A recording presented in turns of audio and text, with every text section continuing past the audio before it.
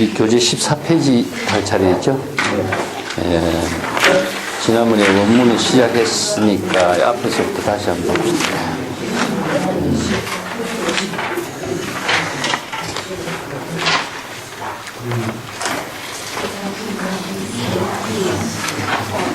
불구품을 설하고 있는 부분에 처음에 비하리 안나수원에서 대비구 중 8천인하고 보살 32,000명이 모여서 이 법회에 참여하게 된 것을 설해 놨고요. 그때 모인 그 대중들이 모두 잘 알려져 있다. 많은 사람들이 그 유명한 그 비구들과 보살들이었다. 그리고 그분들이 큰 지혜와 본원력의 일을 원행을 잘 실행하고 있어 모두 최상의 깨달음의 경지를 성취한 사람이었고, 또 그 모든 대중들이 재불의 위신지소로 건립했다. 재불이라는 것은 일체 번뇌 망념이 소멸된 경지가 재불이니까 각자 깨달음의 부처의 지혜를 구족하고, 건립이라는 것은 방편의 지혜를 독자적으로 건립해서 불태진의 경지를 이루는 정법을 잘 수지할 수 있는 인물들이었다 하는 것을 지난번에 이야기했습니다. 자, 오늘 14페이지부터는 이 보살들은 능사자우하고 명문시방에 중인 불청우지 안지하니 소융삼보의 능사부절 항곡마원하며 제제외도하연. 또 그 대중들은 능이라는 것은 외부의 힘에 의지하지 않고 독자적으로 스스로 그런 능력을 갖추었다, 이런 의미입니다.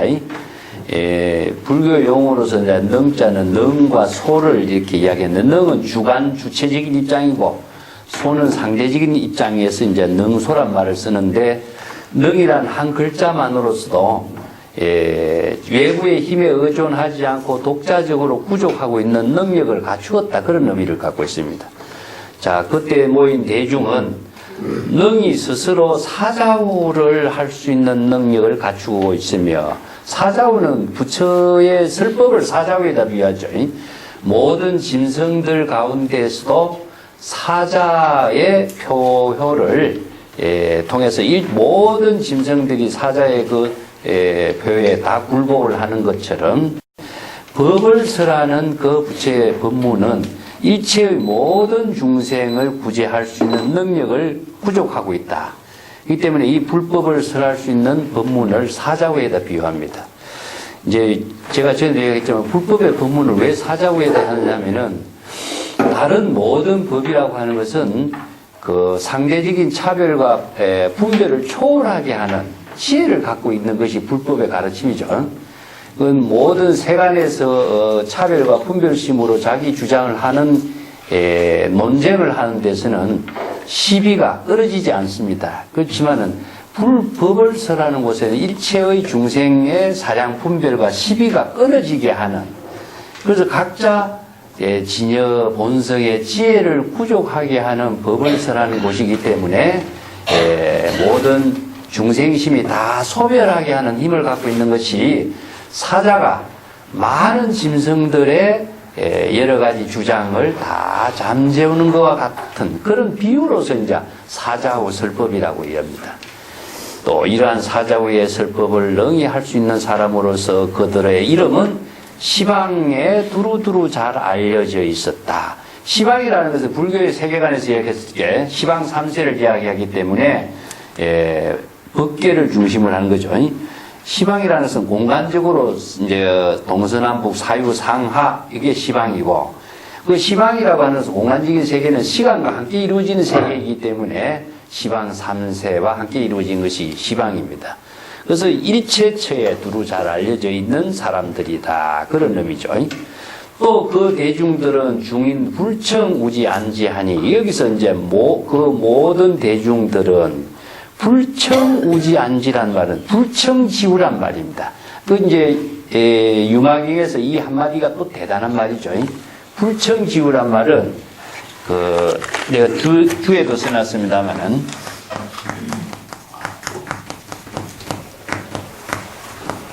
불청지 성우라고도 나중에 이제 다른 데서는 불청지 성우란 말도, 수성한 도반이라는 뜻으로 이제 불청지 성우란 말도 쓰는데 그냥 불청지우라고 그럽니다. 그래서 청이라고 하는 것은 청하지 않았다는 이야기죠. 이것은 청하지 않는 대중이 이렇게 많이 모이는데 각자 그들의 모든 사람들이 원력을 세웠기 때문에 자신의 구법의 원력에 의해서 모여지고 있는 대중들이라는 거죠. 우리가 보살행을 하는 그 입장은 누구의 간청에 의해서라기보다도 각자의 원력에 의해서 이루어지는 삶이거든요. 그래서 자신이 원력을 세우고 자신이 보살도를 행하는 것은 보살이 청하지 않는 곳에 가서 행하는 것이 원력행을 하는 것이지 청한 데 가는 것은 진정한 보살이 될 수가 없죠. 그렇기 때문에 우리가 구법의 행, 여기서 설법을 하는 자리에 모인다라고 했을 적에 각자의 원력의 구법에 의해서 그 자리에 동참하게 되는 것이지 초청을 받아가지고 가는 것은 아니잖아요. 이제 구도자의 모든 정신이 불청지우라고 말씀합니다. 자, 그래서 보살행의 모든 정신은 불청지우에서 이루어지는 거죠. 청하지 않는 곳에 각자 자신의 원력과 구법의 행원으로서 이루어지는 그 행을 보살행이라고 하지, 초청을 받아가거나 어디에 대접을 받으러 가거나 이렇게 한다면은 진정한 보살행이 될 수가 없는 거죠. 나는 이제 보살행이라는 말은 우리가 건강에서 배워본 것처럼 아상이상 중생상이 다 비어있다 하는 것은 자아의식이 없는 거죠. 그래서 난 집에 비유합니다. 우리가 집을 지을 적에 기둥을 이렇게 세우는데, 기둥이라고 하는 것은 드러나고 있는 모습이거든요. 그러면 기둥을 세우는 데는 여기 뭐가 주춧돌이 필요하죠. 주춧돌 밑에는 뭐가 필요합니까? 수없이 많은 주춧돌을 받쳐주고 이렇게 하는 자갈이 들어가야 되겠죠. 그래서 사실은 이게 보이지 않는 곳에서 이 집이 잘 집으로서 역할할 수 있는 그 일을 하는 것이 사실은 보이지 않는 곳에 있는 것에서 참 진정한 보살행위 거죠. 그래서 아상인상이라는 말을 쓰는데 보이는 곳에서 역할을 한다라고 하는 것은 그러니까 아상인상이 떨어지지 않았다는 이야기겠죠. 그래서 불청지우라고 하는 말도 남에 의해서 청해진 존재가 아니라 자신의 원력을 행하면서 모여진 대중들이다. 그런 의미를 두고 있습니다. 그래서 이 말은 상당히 참 유마경에서 중요한 말이거든요. 잘 기억해 두시기 바랍니다. 청하지 않는 대중이 모두 그 구법의 원력을 세운 사람들이 모여서 각자 안지 편안한, 이게 거기에서는 자신의 원력행을 실행하는 보살들의 모임이기 때문에 안신인명의 삶을 이루고 있는 곳이에요. 아니라고 하는 글자는 굉장히 우리가 본분에 있는 것을 아니라고 합니다. 이게 불안이라고 하는 것은 본분에 있지 않는 상태거든요. 그래서 병이 들었다 하는 것은 본래의 건강한 상태를 잃어버리기 때문에 불안이라고 하는 병이 생긴 것인데, 아니라고 하는 것은 편안한 본래의 상태를 아니라고 합니다. 그래서 이제 선에서도 이걸 안신인명이라고 말 쓰는데, 이 안이라는 한 글자가 본래의 상태에 있는 거예요. 그래서 우리가 모든 것을 본분을 벗어나게 된다면은 다 불안이 되고 병이 생기고 불편한 일이 일어나는데, 각자 본분에 있을 때만이 가장 편안함을 이룰 수가 있는 거죠. 그래서 이제 우리가 집이라고 하는 것이 우리가 편안하게 살 수 있는 것은 우리들의 삶을, 본분의 삶을 일체의 근심, 걱정, 불안 없이 살 수 있는 그런 환경을 집이라고 표현하는 것처럼 우리들의 집은 무엇이냐? 우리의 진여의 본분, 진여 본심의 경지를 안이라고 합니다. 그 각자 원력을 세워서 각자 본분의 지혜로운 삶을 이루는 사람들이다. 그런 의미죠. 그 밑에 보도 소융삼보의 능사부절하고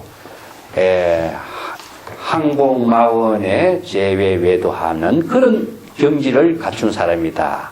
그래서 삼보를 개성해서 융성할 수 있는 경지의 능력을 갖추었기 때문에 불법이 단절되지 않을 수 있는 그런 보살행을 할 수 있는 능력을 갖춘 사람이라는 이야기죠. 그래서 삼보를 개성하고 융성한다라고 하는 것은, 우리가 제가 삼보를 하겠지만 삼보를 대상으로 둔다면은 그 삼보는 우리가 잘못 이해하는 삼보가 되겠죠. 그래서 각자가 재불은 어디였습니까? 일체의 모든 상을 여인 경지가 재불이니까 부처인 것이고,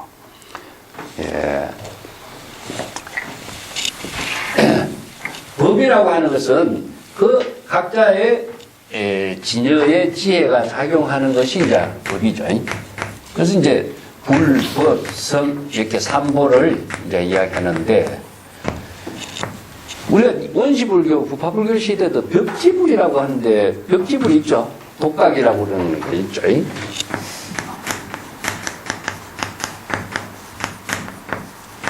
벽지불, 영각, 독각 이런 게 깨달음의 경지를 이룬 아라한의 경지를 이룬 원시불교의 깨달음을 사입니다. 근데 벽지불이라고 하지만 이 벽지불하고 서가모니 부처님하고 이 차이는 뭘까요, 그러면? 그래서 원시불교, 부파불교 시대에는 부처님은 석가불 한 분밖에 없습니다. 그래서 일불의 시대라고 그래요. 근데 대성불교 시대에 오면은 다불의 시대라고 됩니다. 그래서 일불의 시대에서 다불의 시대로 변화의 차이가 무엇이냐 하면은 대성불교는 모두 일체 중생이 모두 다 원력을 세우고 보살도를 이루고 일성의 불법을 깨달아서 다 부처가 되는 시대가 되거든요. 왜 그럼 부파불교 시대에는 벽지불이라든가 독각이라든가 아라한의 경지를 이룬 사람이 그 많은 비구성들이 출연했는데 그 사람들은 왜 부처라고 하지 않았을까? 예? 그것은 무엇이냐면은 각자 한마디로 말해서 자리적인 사고에서의 삶을 살았다라고 하는 것을 우리가 평을 하죠. 자리적인 삶과 부처의 그 원력형의 삶의 차이는 무엇이냐 하면은 부처라고 하는 것은 자신이 부처의 경지가 되었다라고 하는 상태로서의 부처가 있겠습니까? 내가 부처가 되었다. 부처의 입장이다. 부처의 모습이다. 30 이상 80종을 갖추었으니까 내가 부처인 것이다. 그런 부처가 있습니까? 없죠. 그런 존재의 부처는 없습니다. 그것은 존재할 수가 없어요. 부처로서 우리가 존경받는 것은 부처가 설법을 하기 때문인 겁니다. 설법. 부처가 설법을 했기 때문에 이 사람이 부처인 줄 아는 거예요. 그럼 어떤 설법을 하겠어요? 바로 제법에 진실이 된 법문을 설하는 것이죠. 아까 사자후의 설법처럼 우리가 일상적인 대화를 하는 것을 설법이라고 하지 않습니다. 금강경에서 설법이라는 것은 무법가소이다. 친여의 지혜로 제법의 실상을 계시하는 것이죠. 설법을 어떻게 했나? 법화경에서는 계시해야 됩니다. 자신의 주장이 들어가 있지가 않아야 되고 자신의 깨달음의 경지를 이룬 자신의 입장이 여기에서 개입되지 않아야 되고 진실을 있는 그대로 객관적으로 제시할 수 있는 사람이 바로 설법을 하는 사람이죠. 그렇기 때문에 설법을 하는 것은 언어로서 하고 행동을 한다 그랬습니다. 그래서 언행이에요. 설법하는 그 말씀이 바로 부처의 지혜작용이요. 설법하고 있는 그 부처의 지혜작용의 행동이 바로 부처의 모습인 겁니다. 그러다면 부처가 설법을 하지 않았을 때 어떻게 부처가 되겠어요? 그래서 내가 부처랑 마음이 저 부처다 이래 설명했을 적에도 심적 시불이라고 했을 적에도 제가 뭐라고 했습니까? 우리 진여 본심의 지혜가 작용하는 것이 부처다 그랬죠? 그렇다면 여기에서 부처라고 하는 것은 무엇이냐? 설법을 하는 지혜의 말씀, 지혜의 작용, 지혜의 행동 그 자체가 부처인 것이지 부처의 모습으로서 부처란 어디 있겠어요? 없죠. 그렇기 때문에 부처가 설법을 할 때 부처가 되는 것이고 설법을 하는 것이 어떻게? 여시 설법이 진여의 지혜로 진여 삼매로 설법을 하는 겁니다.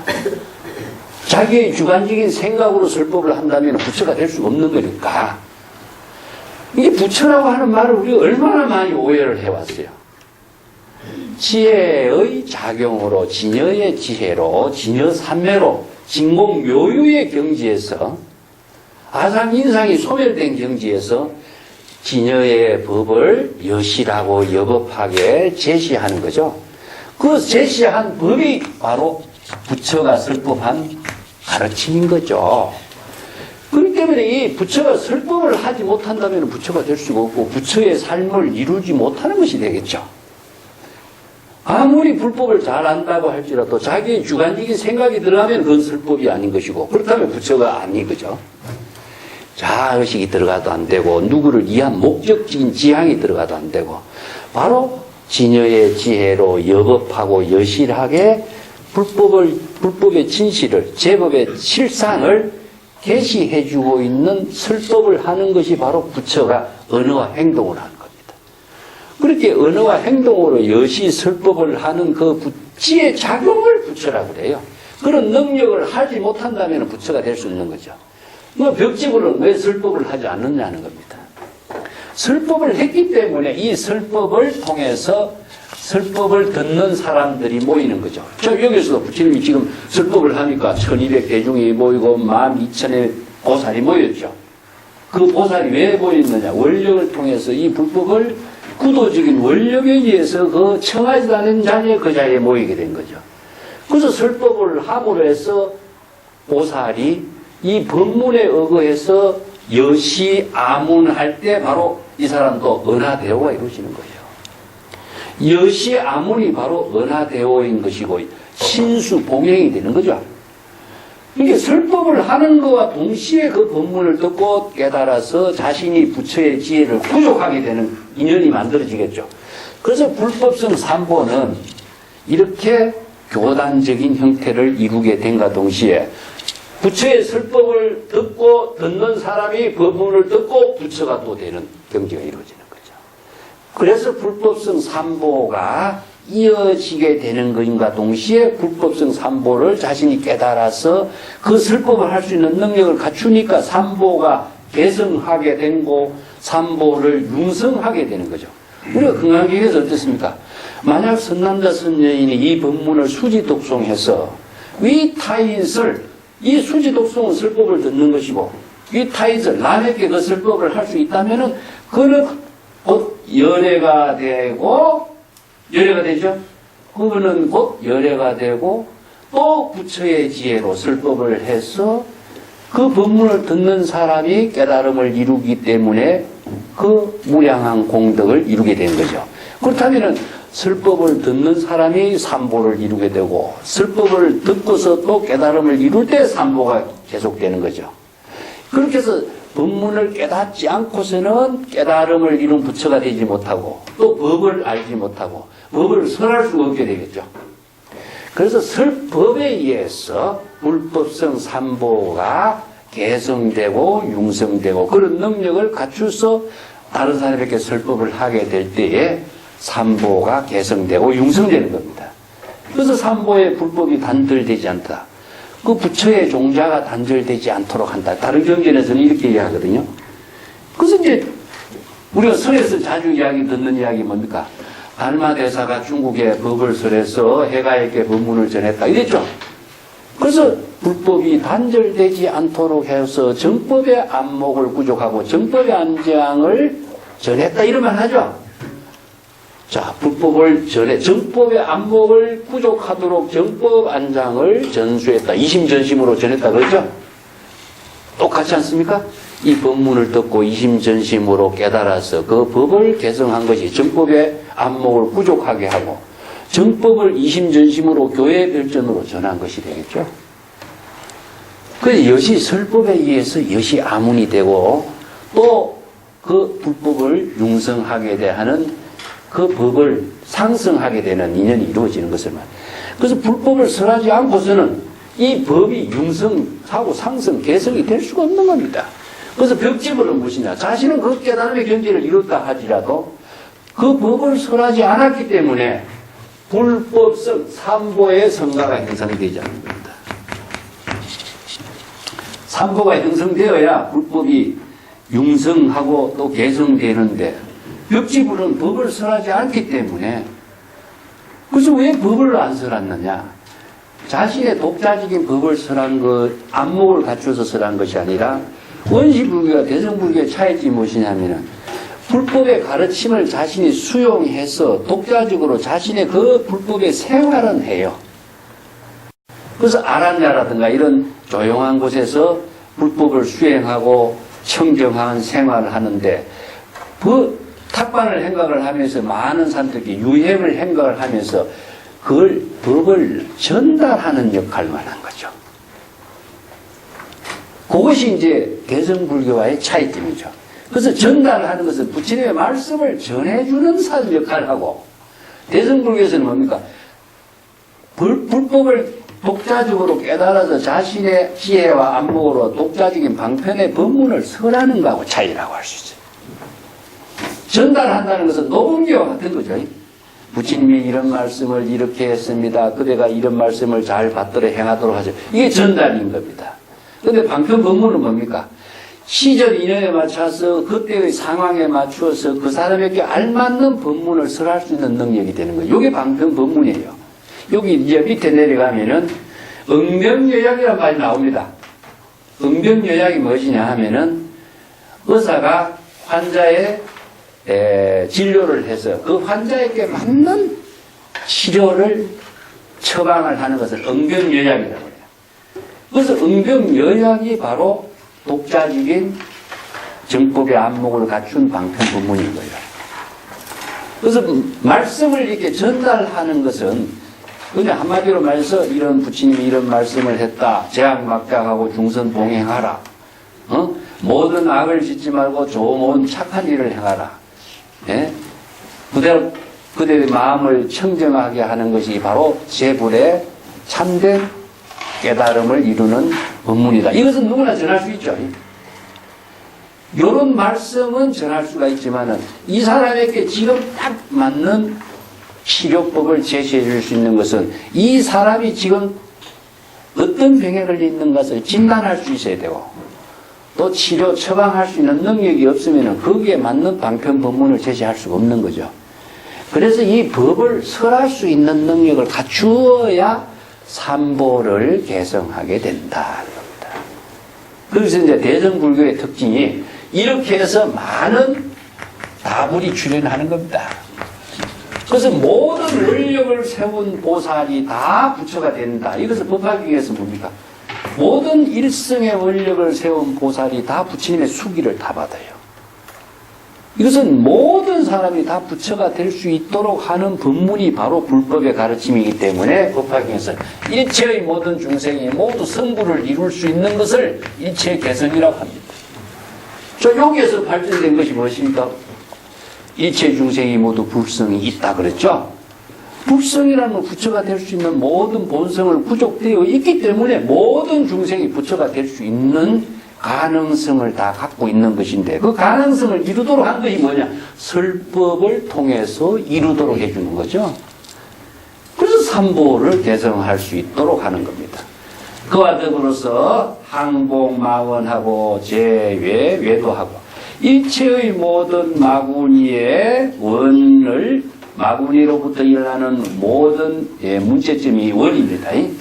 원한 관계도 마찬가지고 또 시비분별에 마찬가지고 삼업으로서 짓는 업장을 일어나는 것도 마찬가지고 시기 질투하고 썩내는 마음이 일어나는 것도 원이에요.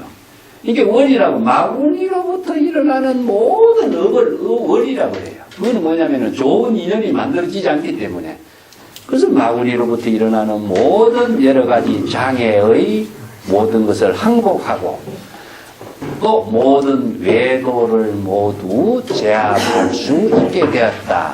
근데 마구니는 어디 있습니까, 여러분? 예? 자, 여기서 많이 하겠다. 잠이 많이 오는 것을 우리가 수마라 그러죠? 예? 번뇌가 많이 일어나는 것도 번뇌 마구니라 그래요. 그 번뇌의 종류 속에 일어나는 마구니가 무궁무진하게 많죠. 그래서 마구니를 복수로 표현하고 번뇌를 복수로 표현하고 그러는데 마구니라는 말은 원래 좋은 일을 행하는데 장애를 갖게 하는 것을 마구니라 그러죠. 그래서 그걸 말하라 그러는데 마구니가 어디일까? 예? 마구니는 우리들의 망념을 마구니라고 그래요. 우리들의 마음속에 일어나는 자신이 정법을 수행하고 불도를 수행하는데 장애를 일으키는 것을 마군이라 그래요. 그래서 우리가 이제 이것을 우화적으로, 비유적으로 표현했을 적에 부처님이 보리수 밑에서 성도하려고 애를 쓰고 수행하고 있는데 마군이들이 와서 성도를 못하게 방해한다는 이야기 나오죠? 이게 뭐냐면 한마디로 말해서 불교의 경전이라든가 이런 것은요, 굉장히 비유법이라든가 인연법이라든가 이런 법을 사용해서 이렇게 문학적인 표현을 많이 쓰고 있습니다. 이걸 이제 인도 같은 데는요, 마하바라타라든가 라마야라든가 이 어마어마한 서사시가 많아요. 그런데 우리나라 같은 데는 이런 그 고전 문학의 서사시가 좀 희작하죠. 중국에도 이런 서사시가 굉장히 많이 있어요. 그런데 중국의 서사시, 예를 들어서 현종하고 양귀비의 그 아주 그 드라마틱한 서사시가 뭡니까? 예? 예. 그런 시 한 편을 가지고 그런 대드라마를 만드는 서사시가 나오는 것처럼, 예, 인도 같은 데서는 수없이 많은 신들이 등장하고, 불교에서도 봅니까? 세계관이 얼마나 스케일이 큽니까?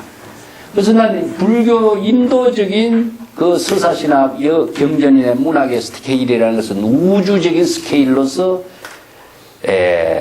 제시했던 서사시라고 할 수 있다면은, 중국은 무엇이냐면은 지상에, 이게 공간적인 세계, 환상적인 세계가 중국에는 약해요. 지상의 모든 스케일로서 이제 표현하는 서사시가 많이 등장하죠. 그래서 인도에는요, 우리가 이 경전에서도 금강경에도 많이 보죠. 삼천, 대천 세계가 나오고, 법계가 나오고, 지옥악의 축생, 육도, 윤회의 세계가 나오고, 33천의 세계가 등장하고, 이건 뭐 상상을 초월하는 그 스케일이죠. 그것을 전부 다 대서사시적인 사고가 강하기 때문에, 뭐 우리가 시간적으로 말한다도 뭐 몇백 년, 몇십 년 전에 이야기 아니라 겁을 이야기하고 있잖아요. 이건 뭐 생각을 할 수 없는 그 시간적인 어떤 세계, 공간적인 세계도 우리가 상상을 초월할 수 있는, 할 수 없는 세계, 이런 것이 대충 스케일이 큰 표현이 한 거죠. 마구니라고 수없이 마구니가 등장하지만 그 마구니는 어디에 있냐? 궁극적으로도 우리들 마음속에 일어나는 망념인 겁니다. 이걸 번뇌 망념을 정법을 수행하는 데 장애를 한다 해서 이걸 마구니라고 표현해요. 예. 그래서 악마라고 표현하죠. 이런 마구니의 그 장애적인 표현이 많이 있는데, 그것은 정법을 알지 못할 때 일어나는 마음의 망념입니다. 또 그러면 제외 외도를 모두 다 모든 외도를 제압했다. 그 이제 경전에서 보면은 96종의 외도가 등장되었다. 가나제바라고 하는 그 용수의 제자는 그 당시에 96종의 인도의 여러 외도들을 모두 다 논쟁을 통해서 다 제압했다. 이런 말이 나오는데, 불교에서 이야기하는 외도는 무엇이겠습니까? 응? 내가 지난번에도 이야기했습니다만은, 자, 정법을 실행하는 거와 사법을 실행하는 거와 외도법을 실행하는 이 세 가지를 잘 이해를 해요. 정법은 뭐겠습니까? 바로 부처가 되는 법이 정법이죠. 다 부처의 지혜를 이루고 부처의 깨달음을 이룰 수 있는 모든 중생이 진여법을 깨달아 체득했을 때는 정법이 됩니다.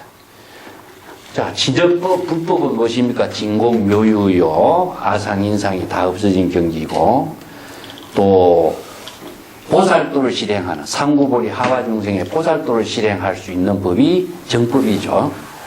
자의적인 사고만을 갖고 있으면 정법이 아닙니다.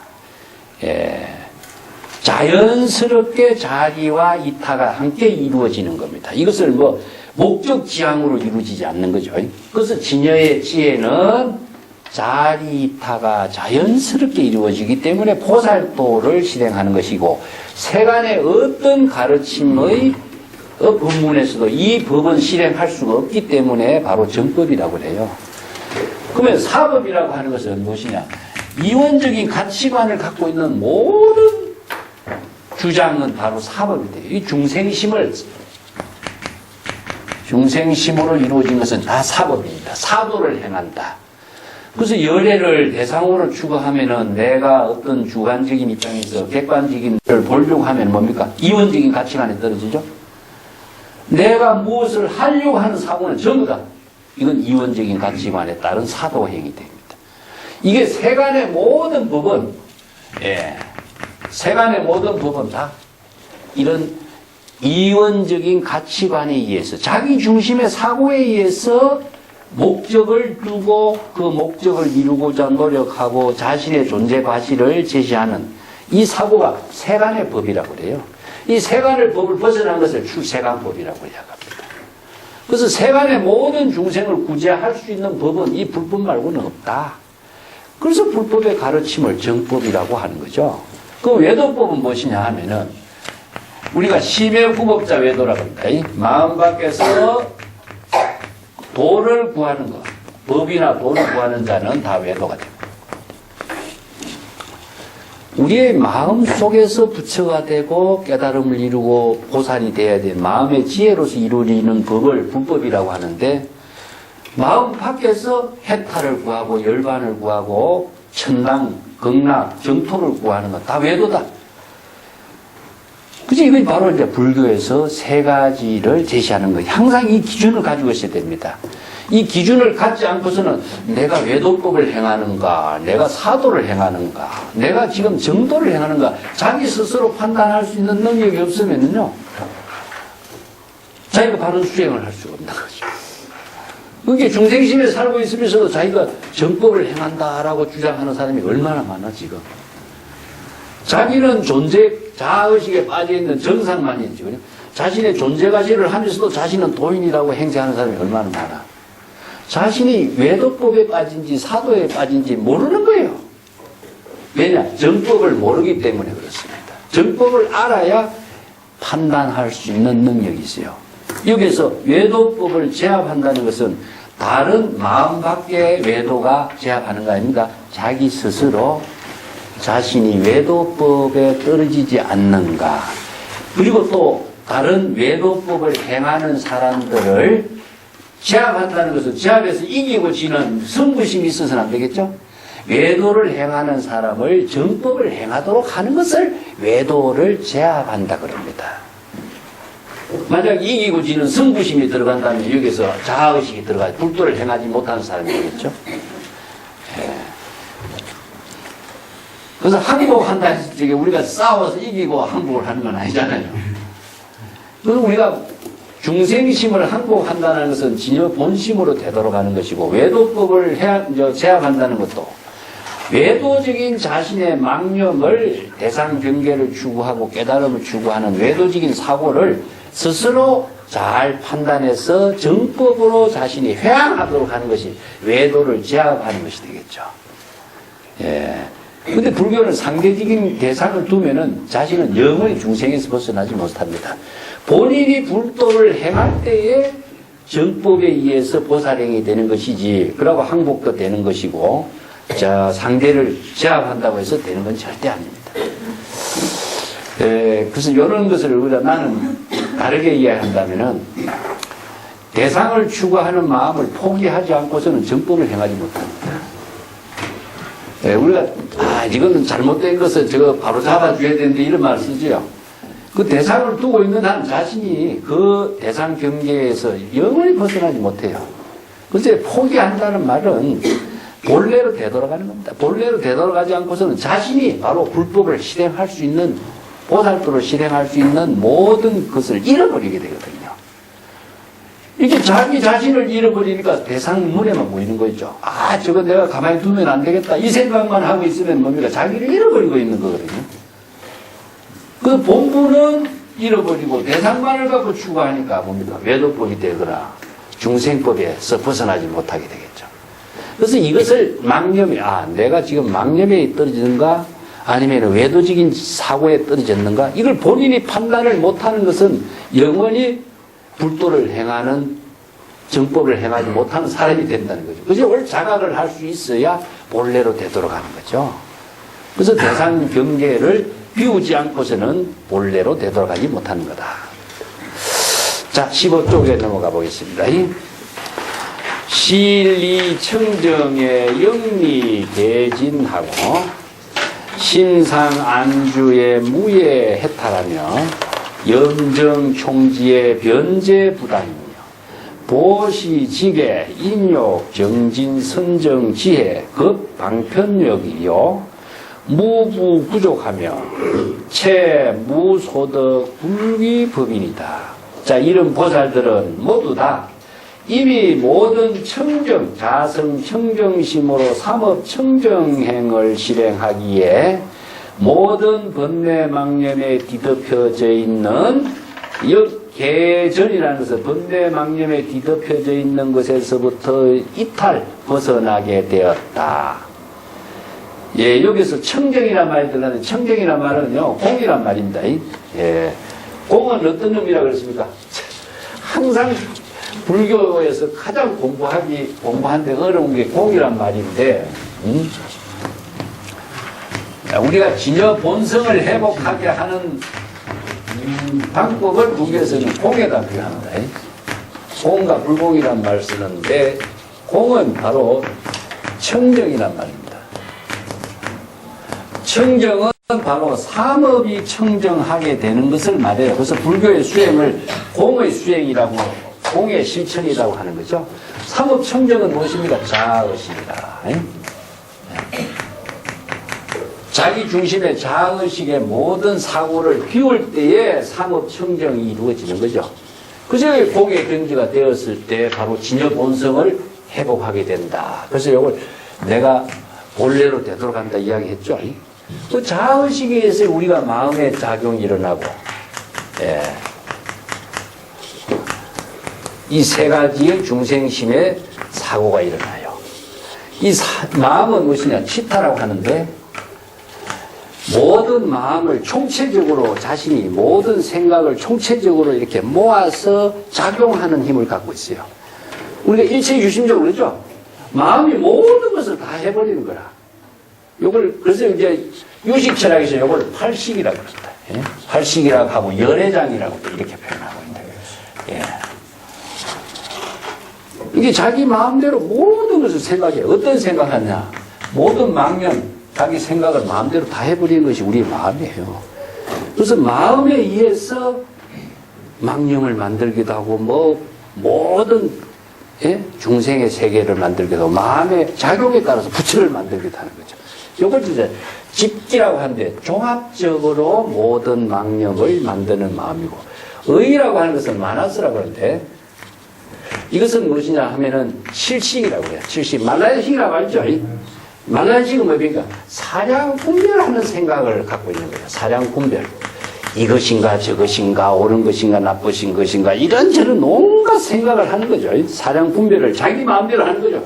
자기 중심의 생각으로 마음으로 자기 마음대로 의식대로 생각하는 거예요. 사량 분별하는 거예요. 저 식은 무엇이냐? 전육식이에요. 전육식이라고 하는 것은 아니비설신이죠. 이것은 이제 비전하라고 합니다. 비전하라는 것은 요별하다. 자기 스스로 분별하다. 이런 생각을 갖고 있는 거죠. 자, 우리가 어떤 꽃을 딱 보고 어떤 마음 꽃을 보고 저 꽃이 아름답다. 이건 보기 싫다. 꽃을 보는 것은 우리의 마음이 어떤 대상을 보는 거죠.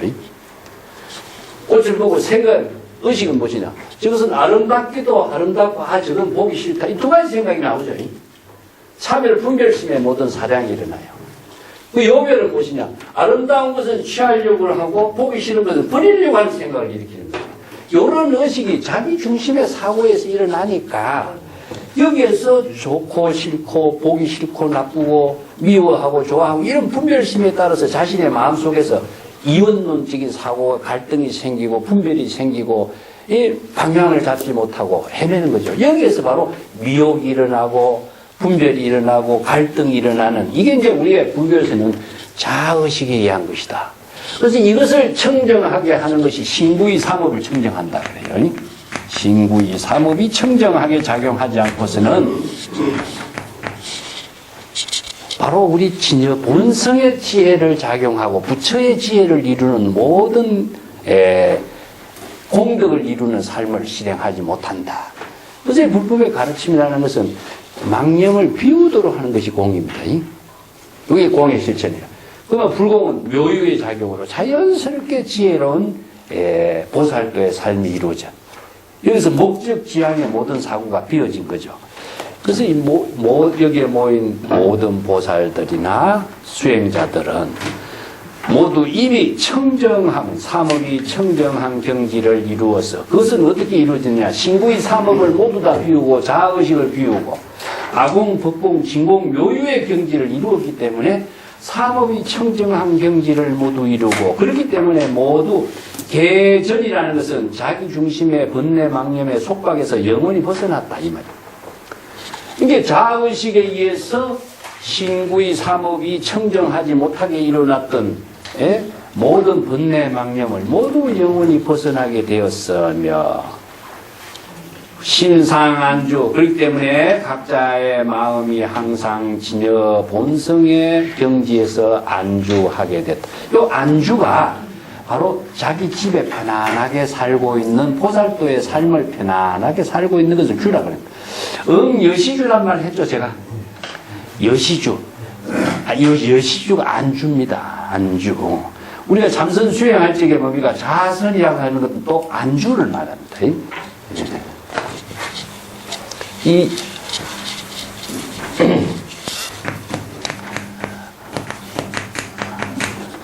여시주라고 해야 되겠죠. 자기 진여 본성의 집에 편안하게 있는 것. 그래서 우리가 자선이라고 한 말도 이 마찬가지입니다. 자선이라는 말.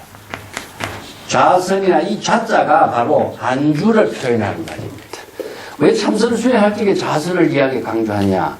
진여 본성에 안주해야만이 선정을 이루어요. 그래서 이걸 선정이라고 합니다. 선정의 경지는 마음이 안정된 상태라고 하는 입장인데, 그것은 번뇌 망념이 비워진 경지를 말하는 것이지, 마음이 안정된 상태라고 하는 것이 있습니까? 부처의 모습으로의 상태가 없다고 그랬죠? 그렇기 때문에 우리가 번뇌 망념이 비워졌다라고 하는 것은 바로 지혜가 작용하고 있는 상태를 말해요. 그렇기 때문에 선정과 지혜는 분리로 이루어져요. 그래서 이게 여시주라는 말로 쓰는 이유가, 이와 같이 진여의 지혜로 보살도의 삶을 실행할 때에 선정과 지혜가 함께 이루어지는 것이 주가 되는 거죠. 이게 바로 안주가 됩니다. 근데 참선 수행하면서 막 마음을 비우고 이것만 강조하니까 마음이 비워집니까? 마음 비워본 사람 아무도 없습니다, 이 세상에. 비운 경지를 이룬 사람도 이 세상에 없어요. 그런데 마음을 비우고 이 말 하거든. 마음은 비울 수 있는 게 아니거든요. 비워진 상태가 있을 수가 없습니다. 그렇다면은 망념이 비워지고 지혜가 작용하도록 하는 것이 참선이고 안주인 것이지, 그것은 궁극적으로 뭐겠습니까? 진여의 지혜가 지혜로 작용할 때 안주가 되는 거죠. 이걸 이제 잘 이해를 못하면은 선정의 경지는 많은 번뇌 망념이 없어진 상태로 선정이라고 생각해요. 예, 그것은 있을 수가 없습니다. 그래서 작용과 함께 이루어지는 겁니다. 작용과 함께, 지혜의 작용과 함께 이루어지는 것이지, 예, 선정의 상태를 얻으려고 하면 절대 그런 경지는 없습니다. 마음이 항상 안주, 즉 진여의 지혜로서 작용하는 경지를 이루는 것이요. 오히려 이것이 바로 정확한 해석입니다. 예, 진여의 지혜로 이루어지는 자기 보살도의 삶을 이룰 때에 바로 선정과 지혜가 이루어지고 안주가 되는 것이지, 정지된 상태로 마음이 안정되어 있다, 머물고 있다, 이건 있을 수가 없어요. 그래서 머물고 있다 하면 집착하고 있는 모습이 되는 거죠. 예. 그 다음에 무예 해탈, 무예 자제한 지혜로서 해탈의 경지를 이루며, 이 해탈이라든가 무예라고 하는 것도 대상 경계를 두지 않는 것이 무예죠. 무예라고 하는 것은 진여의 지혜가 작용할 때만이 무예가 됩니다. 예, 진여 본성이 지혜로 작용할 때만이 무예가 되죠. 예, 무예의 경지라고 하는 상태는 없습니다. 그래서 이것도 해탈이라고 하는 것도 중생의 번뇌 망념에서 벗어난 상태는 어떤 해탈이 정지된 상태가 없죠. 그래서 열반, 해탈, 무의 이 경지는 지혜가 작용하고 있는 현재 진행형의 상태에서만 이루어져. 이게 부처라고 하는 말도 부처가 설법을 할 때 지혜가 작용하는 그 상태가 부처인 것이지, 지혜가 작용하지 않는 부처의 상태라고 하는 모습이라는 건 없습니다. 자, 같이 이해를 합시다. 항상 내가 이야기했다. 현재 진행형의 상태입니다. 진행형의 상태를 떠나서의 어떤 모습과 상태로서의 부처, 해탈, 열반, 그 무에 자제한 경지는 없습니다. 우리가 열반 사덕에 대해서 다시 한번 정리를 해봅시다. 진여의 지혜가 작용하는 것을 바로 해탈, 열반, 이 경지가 바로 무의 자제가 됩니다. 무의 자제는 지금 ing, 지혜가 작용하고 있는 상태, 그 상태 말고는 부처도 없고 해탈, 열반, 그 경지도 없습니다. 그래서 열반 사등이라고 하는 말을 우리가 한번 잘 정리를 해봐야 되겠죠. 항상 상, 나가정입니다. 여기서 지금 이야기하고 있는 상태가 이 열반 사등을 갖고 정리를 다 종합할 수 있어요. 상은 뭐죠? 항상 진여 본성이 여여하게 작용하고 있는 거죠. 진여 본성이 항상 이걸 불변의 상태예요. 진여 본성은 항상 불변입니다. 변하지 않는 본래의 상태를 상실하지 않아요. 그 상태가 있는 것은 알지만은 근본을 잃어버리지 않는다. 근본을 제1이라고 이야기합니다. 제1의제라고 하는데 근본을 잃어버리지 않고 여여부동한 경지를 바로 진여 본성이 항상 여여하게 작용하고 있는 것이고, 만약에 중생심이 작용한다면은 바로 열반의 경지가 이루어지지 않죠. 그래서 해탈 열반은 같은 말인데 항상 진여의 지혜가 여여하게 작용하고 항상 일체의 모든 고통이 소멸된 경지다.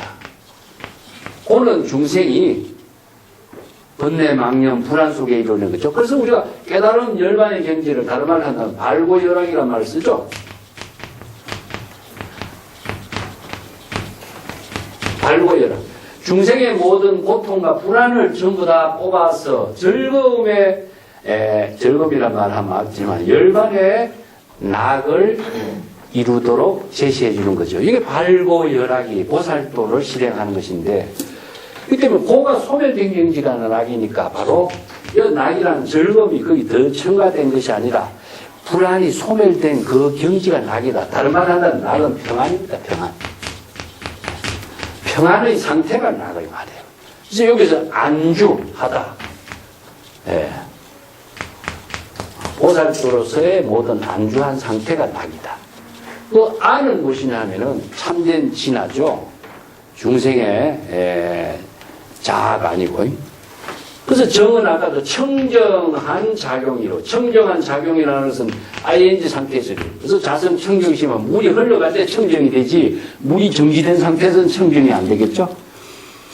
그래서 물이 흘러가는 그 상태가 바로 상락 아정이고, 열반이고, 해탈이고, 무의 자제의 경지인 것이지, 물이 정지된 상태의 모습에서 우리가 해탈, 열반, 무의 자제, 청정이라는 것을 이룰 수 않습니다. 그래서 우리 진여 자성도 똑같습니다. 이게 생명의 실상이라고 하는 것은 생명이 생명 활동하고 있는 가운데에 이루어지는 것이지, 생명이 정지된 상태의 생명은 존재하지 않는 거나 마찬가지잖아요. 이 세계 우주에 존재하는 태양이나 달이나 물이나 식물이나 나무나 정지된 상태의 생명은 존재하지 않는 거죠. 그래서 생명의 실상이라든가 진실된 모습은 바로 생주이멸이라든가 인연이라든가 연기법이라든가 그 생명의 활동 속에서 작용하고 있는 그 묘용인 것이지, 그 묘용의 세계를 바로 우리가 지혜, 작용이다 이런 표현을 합니다. 자, 무의 해탈의 경지를 이루고 연정 총지의 변제 부단이요. 염정이라는 것은 염은 바로 정념을 말합니다. 정념. 염이라고 하는 말은 생각하다, 뭐 이런 말인데, 염이라는 우리가 불교 공부를 하는데 굉장히 어려운 용어 중에 하나예요. 염을요, 망념도 염이고, 무념이라고 할 적에는 망념이 없는 겁니다. 근데 염진여라고 할 때는 염은 무엇입니까? 자각이란 말입니다. 두 가지 의미가 있어요. 그래서 이런 언어를 경전에서는 내용을 봐갖고 우리가 정확하게 이해를 해야 되거든요. 무념이 되라. 무념은 바로 진여를 무념이라고 그래요. 번뇌 망념이 없는 상태니까 이게 무념입니다. 이거는 망념이죠. 이거는 망념이죠. 망념이 없는 상태는 진여 본성밖에 없으니까 이게 무념이 되고 이거 망념인데 여기서 염불할 적에는 어떻습니까? 염불삼매 아니면 염진여 이런 말이 나옵니다. 진여를 요 염은 무엇이냐 하면은 자각하다. 염불하라 하면 뭡니까? 부처를 생각하라 이렇게 하면은 불법에 맞는 말일까요? 부처를 생각한다면 부처가 무엇이고 부처를 어떻게 생각해야 되는 거 부처를 생각하는 나는 또 무엇이 되겠어요? 내가 부처를 생각한다면 내도 중생이고 부처가 무엇인지 부처가 어떻게 생각하는지 얼마나 막연해요. 근데 우리가 내가 자주 이야기해요. 여기서 공부하는 분들은 이제 발심을 어떻게 하는가 다 압니다. 신심이 어떤 것인지 이제 알죠. 신심, 발심을 여러분들이 이제 정확하게 알기 때문에 더 이상 이야기 안 하지만 다른 분들에게 신심을 가져라, 발심을 어떻게 하라 이렇게 말은 하는데 신심을 뭐고 발심을 어떻게 하는가 모릅니다. 공부를 한참 많이 불교 공부를 많이 했던 스님들도 몰라요. 그 말을 모르는 것이 아니라 그 하는 방법을 모르는 거죠. 그래서 연불을 이렇게 연불을 하는데 연불 간생보살 연불 아미타불 연불을 많이 했는데 연불을 어떻게 하는지 모르는 사람이 얼마나 많아요. 그렇잖아요. 말을 몰라 반야신경을 몰라서 반야신경의 내용을 모르는 게 아니고 반야신경 애워도 반야신경 모르는 거나 이 연불이란 말을 알아도 연불을 하는 거 모르는 거나 똑같습니다. 이 자각이거든요.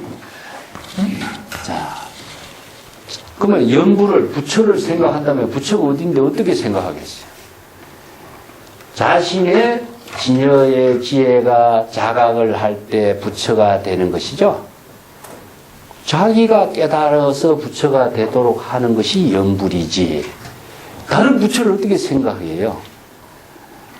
이것도 진여. 자신이 진여를 자각하는 겁니다. 진여를 자각하는 게 진여삼매가 되는데 진여를 자각하거나 부처가 된다는 것은 어떻게 이루어진다고 했죠? 제가 망념을 자각할 때 자신이 부처가 되는 것이죠. 마찬가지입니다. 똑같습니다. 발심과 똑같습니다. 망념을 자각할 때 부처가 돼요. 망념을 자각하지 못하면 자신이 부처가 되지 않습니다. 망념을 자각할 때 발심을 이루는 거나 똑같은 거죠. 예. 그래서 여기 부처라고 하는 존재를 생각하고 자각한다는 것은 부처가 있으면 어떻게 부처가 있는가 모르거든요. 자각하는 그것이 바로 부처가 되는 거죠. 이 때문에 연불삼매는 자각을 어떻게 해야 되냐. 자신의 남함이 타불하는 연불 소리를 자각할 때 자신이 부처가 되는 겁니다. 그래서 연불삼매를 이루는 거죠. 그래서 마찬가지로 염이라는 글자가요. 정염은 무엇이냐. 바로 진여의 지혜로서 진여 삼매를 이루는 경지의 선정을 염정 총지. 총지라는 말도요. 이 어려운 말인데 다란이 있죠. 여러분 다란이. 다란이를 총지라고 그럽니다. 우리가 금강경 배울 적에 수지란 많이 배웠죠. 수지 또 법지 행지, 주지 이런 말을 전체를 배우는데 이것을 전체를 보여주는 게 총지라고 합니다.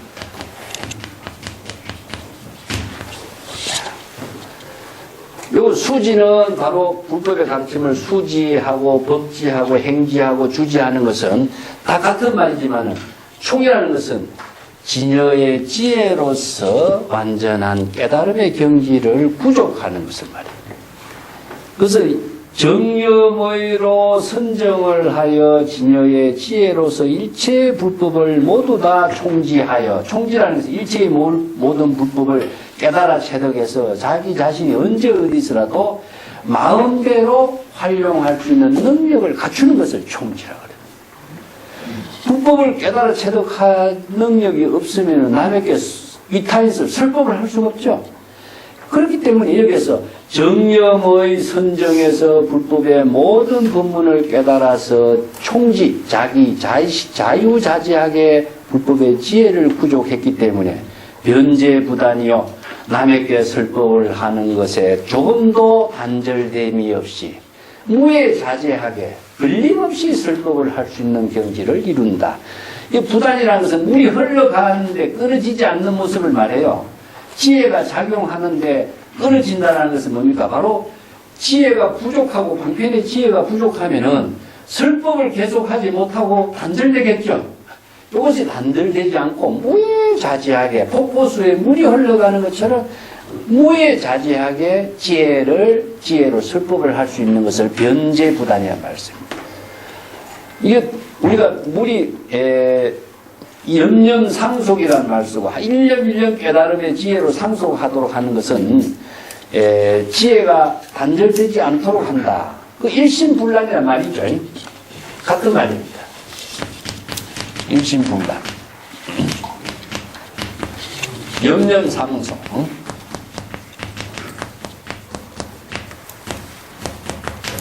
이런 언어들이 지혜가 단절되지 않고 물이 끊어지지 않고 쭉 일관되겠는데, 아미타경에 보니까 약 1일, 2일, 3일, 4일, 5일, 7일 동안 일심불란 동안 연불수행하면은 그거는 바로 아미타 불국토의 적덕왕생을 하게 된다. 그런 말 나오죠. 그러면 일심이 불란, 산란스럽지 않고 번뇌망념으로 혼란을 일으키지 않고 일심으로 연불하면 이런 말이죠. 그래서 혼란이 일어난다는 것은 망념이 일어나 버리면 혼란이 일어납니다. 그래서 진여의 지혜로 일심으로 여여하게 지혜로 작용할 때 일심불란이 되는데, 그 가운데 문득 뭡니까? 번뇌망념이 일어나면 어떻게 되겠어요? 지혜 작용이 단절돼 버리는 거죠. 그래서 설법을 할 적에도 방편의 지혜가 부족하면은 또 엉뚱한 망념이 일어나서 설법을 중단하게 되고 바른 지혜를 이어가게 할 수 없는 것을 이렇게 말하죠. 그래서 변제라고 하는 것은 제주이지만은 방편의 지혜를 자유자재하게 활용할 수 있는 능력을 변제라고 합니다. 이런 능력을 다 갖추면서 육바라밀의 실천을 하는 보살도의 사람이다. 그 보시, 지계, 인욕, 선정, 정진, 선정, 지혜. 우리가 육바라밀 너무나 잘 알죠? 보시행은 금강경에서 이야기한 것처럼 보시 바라밀에 실천하는 것이고, 지계는 우리가 이제 시라고 비나야를 지계라고 하는데, 이것은 자기의 모든 지혜와 덕성을 부족하게 하는 힘을 스스로 갖추는 것을 지계라고 합니다. 보시행이라고 하는 것은 보살도를 실행하는 구체적인 실천이죠. 자, 보시행이 불법 수행이 불법의 보살도를 실행하는데 가장 중심이에요. 근데 이제 수행으로서는 선정과 지혜가 중심이지만 보살도를 실행하는 데서는 보시가 중심이에요. 금강경에서 중심이 뭐였습니까? 응여시 주 보살도를 실행하는데 보시행을 갖고 설법을 해왔지 않습니까? 그래서 보시행이 뭡니까? 물건을 칠보를 가지고 남에게 보시행을 하는 거 하고, 법을 가지고 설해서 법보시를 하는 거, 이 두 가지를 갖고 보시행의 모든 보살도를 실행하는 법문을 여러 가지 설했잖아요. 그래서 이제 물건으로서 보시하는 것보다도 더 수성한 보시는 무엇이냐? 법보시다 하는 이런 말이 이제 금강경에서 일관된 입장이었죠. 그래서 보시 바라밀의 실천을 통하지 않고서는 보살행을 할 수가 없습니다. 부처의 설법이 뭐였습니까? 바로 법을 설하는 것이 바로 법보시에 의해서 부처의 지혜로운 자신의 보살도를 실행한 것이거든요. 이 때문에 보시는 보살도를 실행하고 부처의 지혜를 이루는 가장 근본적인 실천행이고, 그런 실천행을 이루도록 뒷받침해 줄 수 있는 힘이 무엇이냐? 선정과 지혜라는 겁니다. 그래서 수행은 선정과 지혜고, 보살도의 삶은 바라밀입니다. 그 나머지는 무엇이냐? 지계, 인욕, 정진, 선정 이것은 무엇이냐? 이러한 부처의 지혜와 덕을 원만하게 부족하게 하는 건 자기의 그 보살도의 원만한 행을 실행하게 하기 위해서 덕을 갖추는 수행이 이제 실천 덕목이죠. 그래서 지계가 바로 불교에서는 또 개정의 사막 중에 들어가죠.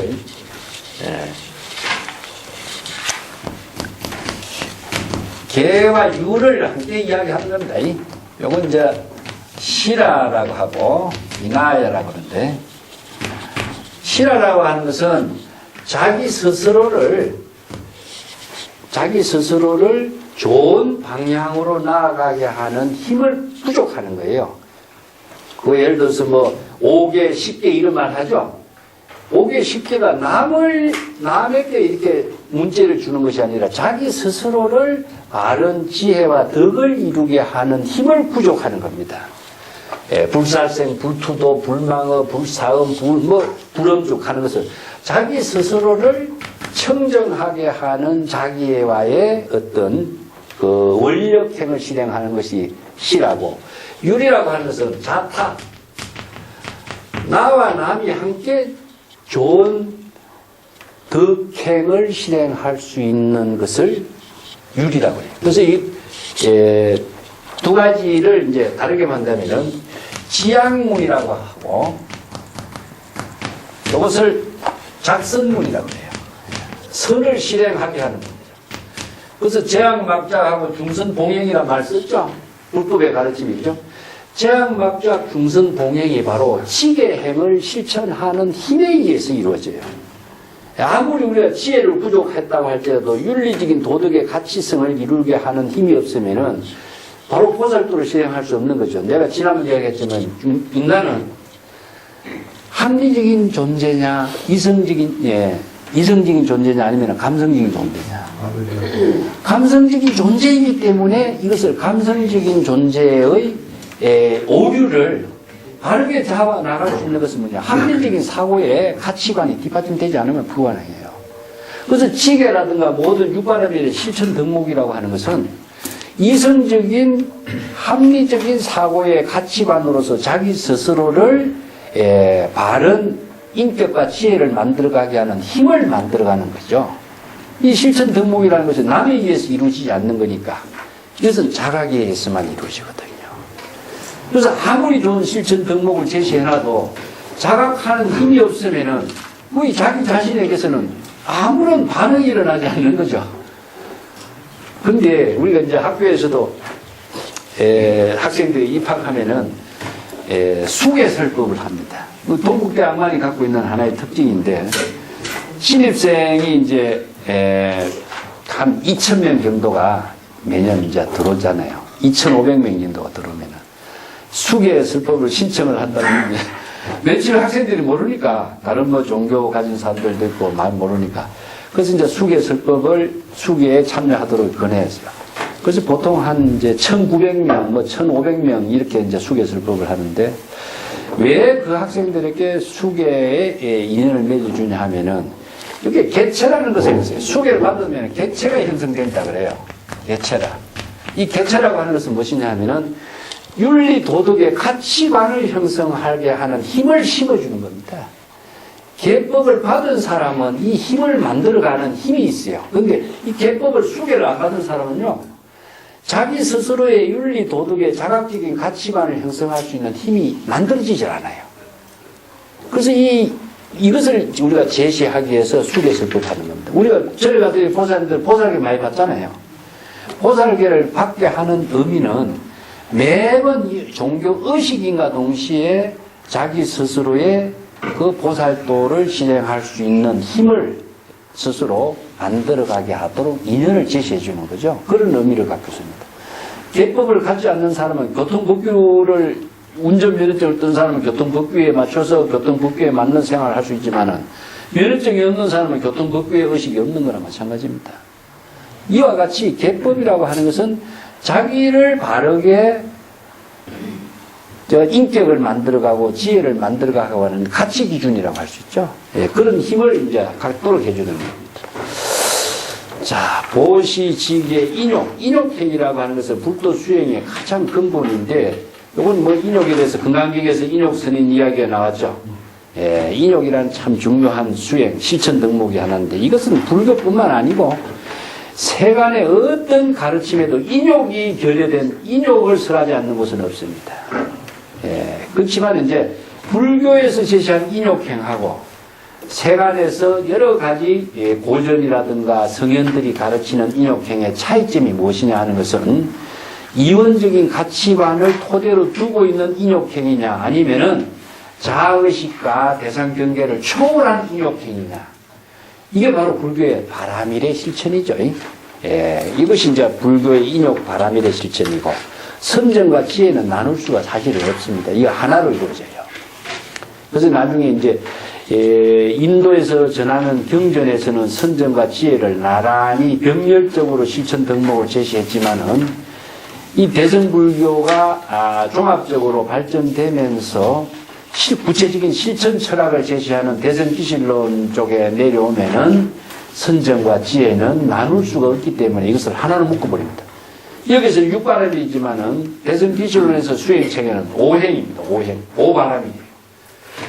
선정과 지혜를 하나로 묶어버리기 때문에. 예. 그래서 우리가 이제 정해일치란 말 들어봤죠?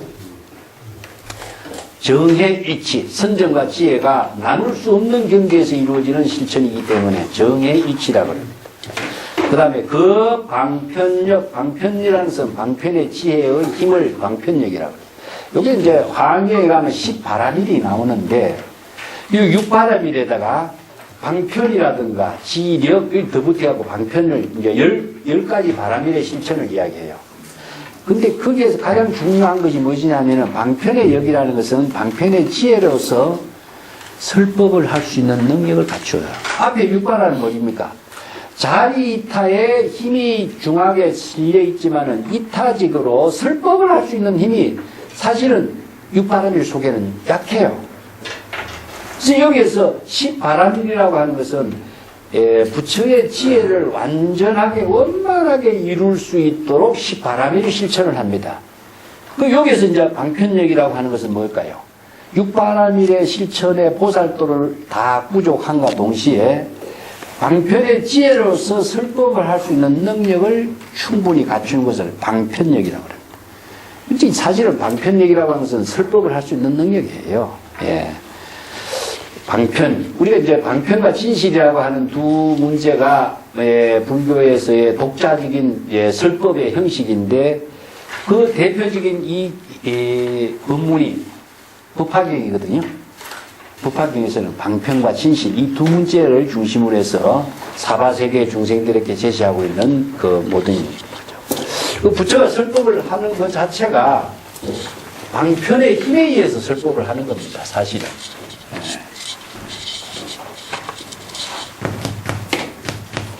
부처의 행화가 바로 문수의 지혜가 있죠. 문수와 보현의 두 화신을 등장시켜요. 부처가 법신, 보신, 화신을 다 구족해서 삼세인을 일체로 구족했지만은 문수, 보현은 무엇이냐? 지혜의 화신이고 보현은 행화의 화신이에요. 그래서 지혜의 화신이라고 하는 것은 무엇이냐 하면은 반야의 지혜를 이루는 거죠. 반야의 지혜를 이루는 것은 공의 실천이라고 할 수 있죠. 진공의 경지죠. 보현이라고 하는 것은 행원이죠. 보현.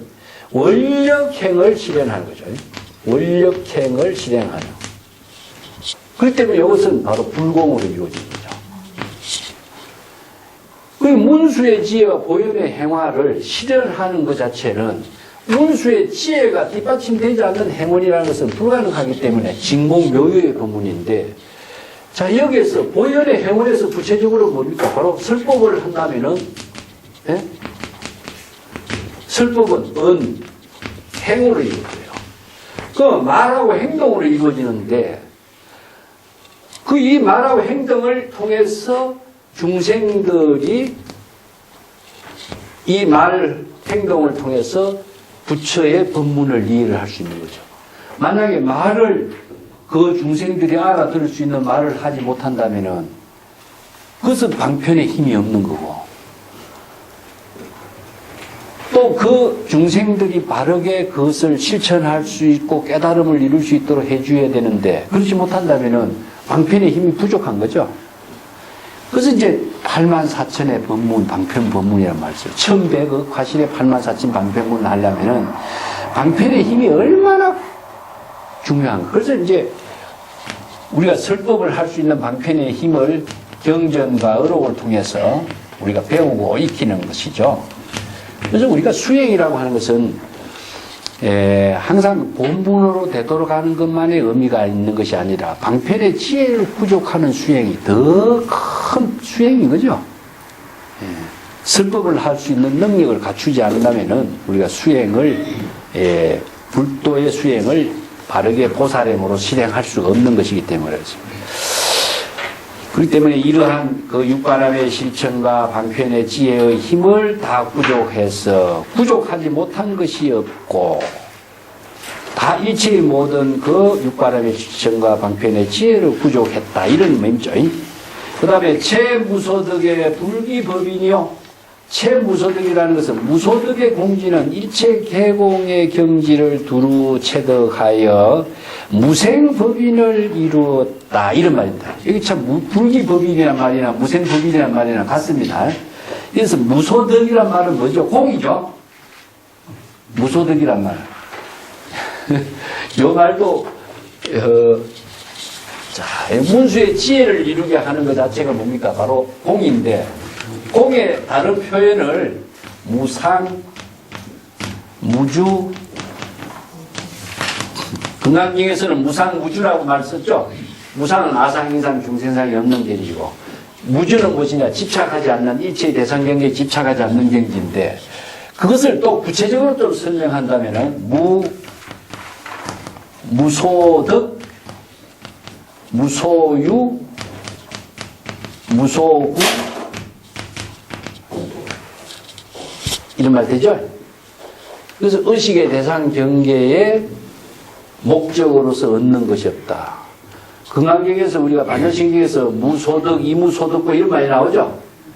무지, 영무득, 이무소득고 이런 말 나오는데 지혜를 얻으려고 하면 안 됩니다. 지혜는 자연스럽게 이루어지는 거예요. 번뇌 망념을 비울 때 지혜는 자연스럽게 부족되어 있는 지혜가 작용하는 것이지 지혜를 얻으려고 하는 거 아닙니다. 그런데 지혜를 깨달아서 지혜를 얻으려고 한다면은 무소득, 무소유, 무소구에 이래 되겠죠. 그래서 불법을 공의 실천의 내용이 무엇인가를 알지 못하면요, 다른 불법을 행할 수가 없는 거죠. 그렇기 때문에 무상, 무주, 무소득, 무소유, 무소구는 공의 실천입니다. 그 경지를 이루어야 무생법인을 이루어요. 무생법인은 무엇이냐? 반야의 지혜를 말합니다. 이게 불기법인이라고 하는데, 여기에서 남에게 설법할 수 있는 반야의 지혜가 자연적으로 이루어지는 것은 무생법인입니다. 무생법인. 금강경에서도 이야기했습니다만은 무생법인이 나왔죠. 이걸 여기서는 불기법인이라고 한 겁니다. 불기나 무생이나 무법이나 같습니다. 무생, 무불기, 무법은 중생의 번뇌망념이 일어나지 않는 상태를 말합니다. 이게 뭡니까? 바로 이 말을 다른 말로 한다면 공이죠. 법인은 무엇이냐? 바로 불공입니다. 진공묘유의 경지를 이루었다 하는 말을 불기법인이라고 그래요. 이건 무생법인이나 마찬가지입니다. 이런 언어들이 조금 이제 전문적인 언어이기 때문에 이해가 좀 안 어렵죠. 그래서 전부 다 공과 불공, 반야의 지혜를 완전하게 부족했기 때문에 바로 무예자재한 경지, 일체의 의식의 대상 경계에 무소유, 무소득에 집착하지 않는 경지를 이루었다. 그렇기 때문에 불기법인, 무생법인을 이루었다. 무생법인은 반야의 지혜를 부족했다는 이야기입니다. 반야의 지혜를 부족하지 않고서는 이런 설법을 자유자재하게 할 수가 없어요. 이런 부분은 이제 유마경에서 이 보살들이 부족하고 있는 능력을 지금 이제 쭉 설명하고 있는 거죠. 이것은 다른 이 사람들에 대한 설명뿐만 아니라 불도를 수행하는 사람들이 이런 경지를 이루도록 지금 딱 서론에서 제시해주고 있는 거나 마찬가지입니다. 진정한 불도 수행이란 무엇인가? 이런 보살들이 이런 불도 수행을 통해서 이런 경지를 이룬 것처럼 바로 이체 번뇌 망념을 여인 청정심에서 진여 본심으로 무해자재한 경지를 이루고 또 육바라밀의 실천과 방편의 지혜를 갖춤으로 해서 또 이체의 의식의 대상 경계를 초월한 진공 묘유의 경지로 반야의 지혜를 이룬 무생법인의 경지를 이룬 경지를 이루도록 하는 이런 법문을 지금 서론으로 제시하고 있는 겁니다. 유마경에서. 그래서 지금 유마경의 설법은 대승불교 경전에서 설하고 있는 출가 중심의 교단의 수행자들의 모습을 지금 이런 능력을 갖춘 사람이다 이렇게 쭉 설명하고 있죠. 지금 뒤에는 뭐가 나오겠습니까? 그러면 이런 사람들보다도 더 뛰어난 한 단계 높은 경지의 능력을 갖춘 사람이 누구겠습니까? 유마거사가 이제 등장하는 겁니다. 지금 그걸 지금 지금 서론으로 제시하고 있는 거라고 이해하시면 됩니다. 그 주석 달린 것은 이제 여러분들이 좀 참조를 하시면 될 것이고요. 그 17페이지 한번 보세요. 무소득하고 불기법인하고 그 이런 부분의 방편력하고 요건 내가 주석을 좀 달아놨습니다. 예, 방편의 지혜를 부족한다는 것은 바로 중생의 병을 처방할 수 있는 독자적인 방편의 능력을 갖추어야 방편의 지혜를 통해서 시절 인연에 맞는 자신의 본분으로서의 설법을 할 수 있는 능력을 갖추는 것이다. 무소득은 내가 무소득, 무소구, 무소유, 무상, 무주, 무방, 무착 이런 홍의 다른 표현입니다. 이걸 이제 이런 말을 같이 이해를 해두세요. 아, 이런 말이 나오면 이것은 홍이라고 하는 말을 이렇게 중국 사람들이 번역을 할 때 이렇게 했구나. 불기법인은 무생법인, 무생인이라고 하는 말입니다. 인이라고 하는 것은 중생인과 그 법인과 두 가지가 있다고 우리가 건강경 공부할 때 제가 설명을 했습니다. 중생인은 무엇이죠? 인욕행을 하는 겁니다. 인욕행을 하는 것이고 법인이라는 것은 무생법인이기 때문에 일체 개공의 경지에서 진공 묘유의 지혜를 부족한 것을 무생법인이라고. 그래서 무생이란 말이 바로 공이라는 표현입니다. 이런 말을 왜 이렇게 만들어 썼느냐 하면요. 조금 더 설명을 무생법인이라는 말로 이해하면 어렵기 때문에 설명을 조금 할까요?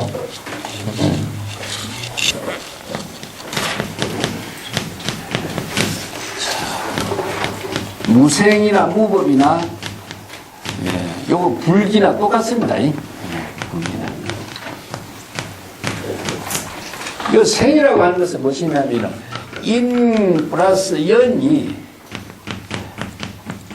결과로 이루어졌을 때는 이 생이 되는 거예요. 그래서 인연법이 자기의 주관적인 생각과 의식의 대상 경계, 자, 요걸 주객이라고 합시다. 자아의식과 자기의 생각을 갖게 되면 망념이 일어나게 되는 것이 생이 되는 거죠. 그래서 생주이멸이라는 것이 이제 일어나는 거예요. 예. 번뇌 망념이 일어나는 겁니다. 생주이멸. 이걸 생사, 생로병사가 일어나는 거죠. 그래서 번뇌 망념이 일어나지 않는 상태가 뭐냐? 무생이죠. 그러면은 인연의 법이 만들어지지 않는 상태가 무법인 거죠. 그렇기 때문에 무생과 무법이라고 하는 것은 본래의 뜻입니다. 본래. 본래라고 하는 것은 번뇌 망념이 일어나지 않는 공의 상태이기 때문에 본래는 무엇이냐? 바로 진여를 말하고 있습니다. 그래서 우리 진여 본성의 상태를 무법, 무생 이렇게 이야기합니다. 그래서 무생법인이라고 할 때 진여의 지혜를 무생법인이라고 합니다. 이게 번뇌 망념이 일어나지 않고 자아의식의 망념이 다 일어나지 않는 진여의 지혜를 무생법인이라고 합니다. 자, 18쪽에 좀 더 넘어가겠습니다. 18쪽의 맨 후에 보면은 제가 진여 본성에다가 건강경에서 제가 칠판에 자주 쓴 것처럼 공과 불공에 대해서 써놨습니다. 그걸 정리를 하시면 돼요. 예, 진여 본성에 동그라미를 치세요. 내가 하는 방법을 한다면은. 그 다음에 공과 불공을 연결해 보세요. 서로. 진여 본성에다 연결하면 됩니다. 그러면 진여 본성을 회복하는 것은 무엇이냐? 공의 경지. 즉, 무소득, 무소유, 무소구, 무상, 무주, 무착의 경지. 이 경지를 이룰 때에 자아의식이 다 비워졌을 때 공이 되겠죠? 바로 진여 본성의 본래로 되돌아가게 되는 겁니다. 이게 바로 진공을 이루는 경지고, 불공은 자연스럽게 이루어져요. 자기가 조작을 하지 않아도 자연스럽게 진여 본성이 지혜로 작용하는 것을 불공이라고 합니다. 이것을 불공에다가 자연업이라고 갖다 붙이세요. 자연업, 자연스럽게 지혜가 작용한다, 이런 말입니다. 자연업, 자연지. 그래서 묘유의 작용이라는 것은요, 조작이 들어가지 않습니다. 자아의식의 모든 망념이 비워지면은 진여의 지혜는 자연 그대로 자연 법위로 여여하고 여법하고 여실하게 지혜로 작용하는 업이 이루어져요. 이걸 청정업이라고 합니다. 이게 우리가 중생의 업은 뭡니까? 청정한 업이 아니고 바로 번뇌 망념의 업이 만들어지겠죠. 그런데 진여의 지혜의 업은요, 청정한 업이 이루어져요. 이걸 청정한 업을 자연업이라고 해요. 이 자연업이 뭐겠습니까? 바로 중생을 구제하고 보살도를 실행하는 모든 업이 자연업인데, 이게 부처님의 설법을 바로 자연업으로 이루어진 설법이다. 네? 그렇기 때문에 자기 조작과 자기 생각과 망념이 여기에 개입할 여지가 없다. 그래서 여기서 불법을 여시설법을 하는 것을 계시한다, 이런 말 했죠? 이 부처님의 설법을 여시설법이라고 하는 말이, 여시설법은 자연스럽게 자기의 본분의 열애의 지혜로 이루어지는 설법을 해. 이게 여시설법이 되는 겁니다. 이게 무법 가설도 이렇게 마찬가지고. 이 때문에 자아의식이 들어가면은 설법이 이루어지지 않는 것을 말하죠. 그래서 진여 본성과 공과 불공, 진공, 묘유, 건강경에서는 무실무라고 제가 이야기했습니다. 그 경지를 이루는 법을 불교에서는 공과 불공. 자, 공의 실천은 자아의식을 모두 비우는 게 공입니다. 그러면은 불공은 자연스럽게 이루어지는 진여의 지혜를 불공이라고 합니다. 조금 18조 후에 더 보겠습니다. 이능 수순의 전 불태전이요, 이미 진여 본성, 진여 열애의 경지에서 자발적으로 수순하여, 수순이라는 것은 불의의 경지를 이루는 것이 수순입니다. 이렇게 조작해서 하나 붙이려고 하는 것이 아니라, 수순이란 말은 화합이 되는 것, 상응하는 것, 불의의 경지가 이루어진 것, 자연스럽게 일체가 된 것, 이것을 수순이라고 합니다. 자, 번뇌 망념을 비우면은 자연스럽게 진여의 지혜로 작용하게 되는 것을 수순이라고 그래요. 수순이란 말이 참 이제 전문적인 용어인데, 대성기실론 같은 데서 이런 말을 이제 여기에 유마빙의 이 말을 사용해서 쓰고 있습니다. 관련된 말로는 무엇이냐 하면은, 이런 용어를 하나씩 이제 정리하면서 넘어가야 됩니다. 상응이란 말이 있습니다. 우리 진여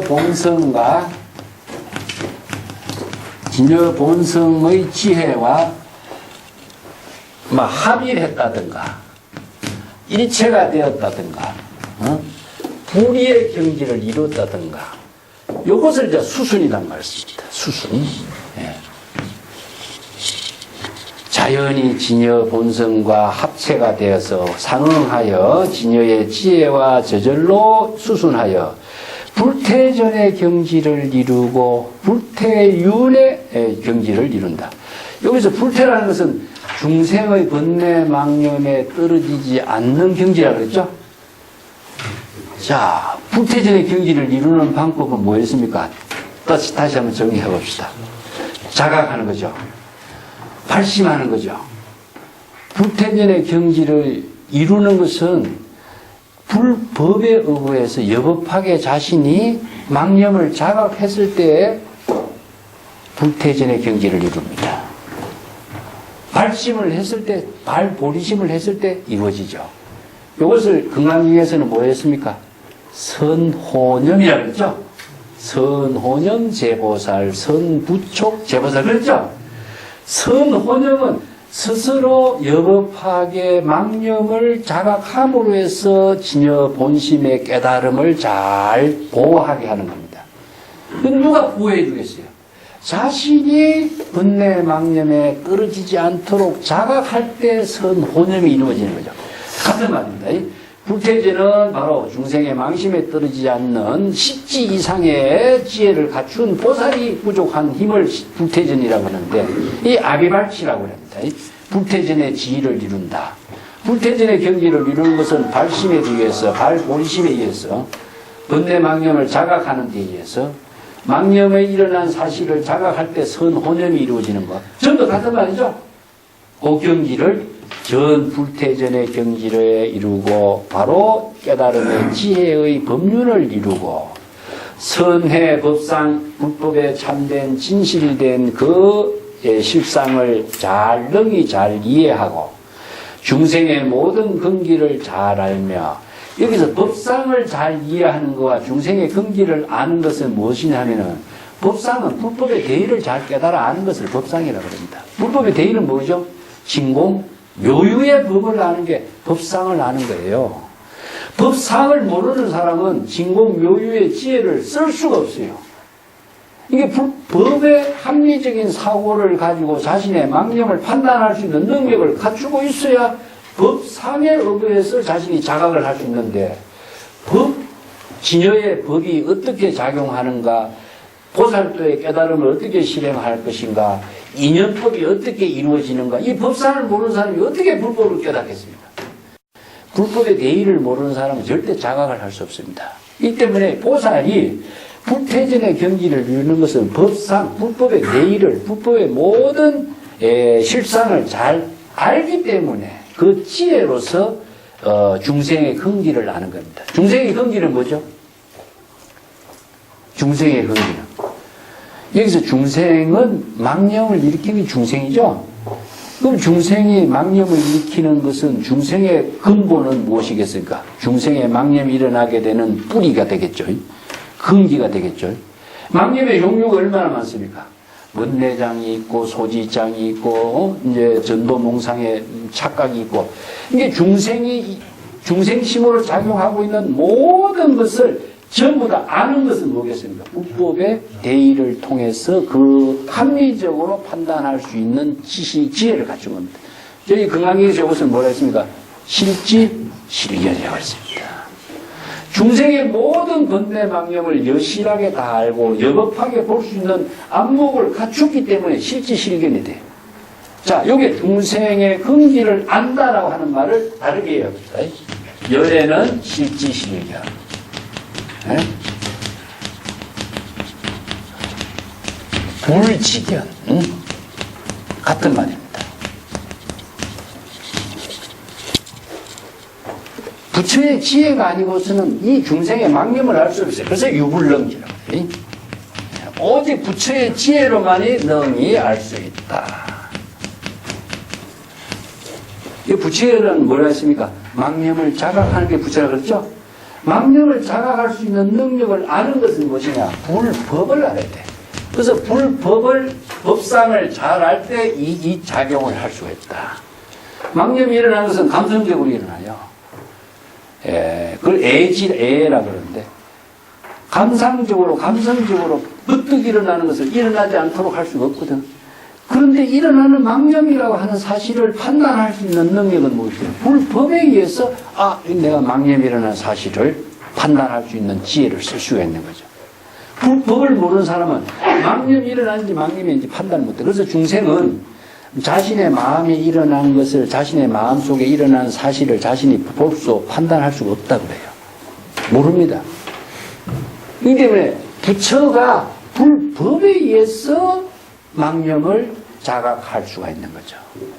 중생의 근기를 다 아는 겁니다. 중생의 망념이 일어나는 사실, 중생의 차별 분별심으로 작용하고 있는 근기를 다 판단할 수 있는 것을 실지실견이라고 그러죠. 개제 대중이 더 무소해요. 개는 모두 뛰어난 그 모든 대중들이 모두 무소해의 경지를 체득하였으며, 무소해라는 것은 설법을 자유자재하게 할 수 있는 경지고, 무예나 말을 줄이죠. 무소해, 의식의 대상 경계에 근심, 걱정이나 의식의 대상을 두지 않는 겁니다. 그 무소해라는 것은 두려움이 없다는 말로 표현하는 건 내가 맞지 않다고 그랬죠. 두려움, 근심, 걱정이 없다는 이런 표현보다도 이것은 주의의 의식을 하는 그 모든 사고가 없다, 이런 표현으로 하는 게 무소해가 같습니다. 내가 전에 외부란 말을 했죠. 마찬가지입니다. 이 외자라고 하는 글자가 참 우리 언어로 어떻게 번역해야 될지 상당히 어려운 언어인데, 주의를 의식하는 겁니다. 좀 신경을 좀 바짝 쓰는 거예요. 그 신경을, 정신을 차리지 않고서는 안 되는 그런 상황인데, 정신을 차린다 하는 것은 뭡니까? 주의를 의식하니까 신경이 쓰이죠. 그게 이제 조금 스트레스를 받는 그런 결과가 되겠죠. 근데 무에 자제하고 자유자재하고 편안한 그런 상태가 아니라 의식하게 되는 상태니까 그 의식을 하지 않게 되는 경지가 무소해가 되는 거죠. 그 외우라고 하는 거, 친구가, 편한 친구 같으면 신경 안 써도 되는데, 조금 불편한 친구가 경의심을 갖게 된 친구는 어떻습니까? 내가 잘못하다면 예의를 잃어버리지 않을까, 내가 실수를 하지 않을까, 이런 친구가 외우가 되는 거죠. 그런 이제 의식을 하는 것을 외라고 씁니다. 그 뛰어난 이 모든 대중은 다 무소해의 경지를 이루었으며, 그들이 체득한 공덕의 지혜는 그 번뇌 망심을 모두 다 닦았어. 여기서 그 번뇌 망심을 항복하는 수행을 통해서 지혜와 자비의 공덕을 이루는 거거든요. 그래서 여지 항복이란 말이 있죠. 우리 불교의 수행이라는 것은 항상 본래로 되돌아가는 겁니다. 그래서 망심을 항복한다, 수행한다는 것은 망심을 자각함으로 해서 진여 본심으로 되돌아가는 경지가 항복이고 수행인 겁니다. 항복, 수행, 조복 전부 다 같은 말입니다. 그래서 대상을 두고 항복을 시킨다는 것은 있겠습니까? 그것은 더 망념의 갈등 속에 더 빠져버리게 되겠죠. 번뇌를 없애려고 하면 번뇌 망념에 더 많이 생깁니다. 근데 번뇌 망념을 끊으려고 하는 것은 본래로 되돌아가는 마음 방법 말고는 없어요. 그렇기 때문에 불교의 수행이란 말은 진여의 근본으로 되돌아가는 것, 그것은 자각을 통해서 망념을 자각하는 것이 바로 불교의 수행이고 진여의 근본으로 되돌아가는 거죠. 그래서 공덕과 지혜라고 하는 것은 이러한 수행을 통해서 이루어진 지혜와 자비의 공덕을 부족한 상태가 되겠죠. 그러므로서 그들이 부족한 상호 음신의 색상 제일이요. 상호는 무엇입니까? 바로 지혜 작용 속에 나타나는 상호입니다. 32상 80종호가 모양과 대상 경계로 나타나는 것이 아니라 지혜와 자비로서 장음된 상호를 말합니다. 그래서 우리가 금강경에서도 정토를 장음한다 이런 말 했죠. 32상 열애를 칭견할 수가 있느냐 없다 그랬죠. 모양과 대상의 열애는 없습니다. 지혜로 작용하는 열애만 부처만 있습니다. 아까 내가 부처는 지혜가 작용하는 ing 상태에서 부처만 있지, 설법을 하고 지혜와 자비를 실행하는 그 부처의 그 덕행 속에 부처가 있는 것이지, 설법하는 그 모습이 부처인 것이지 부처의 모습은 없죠.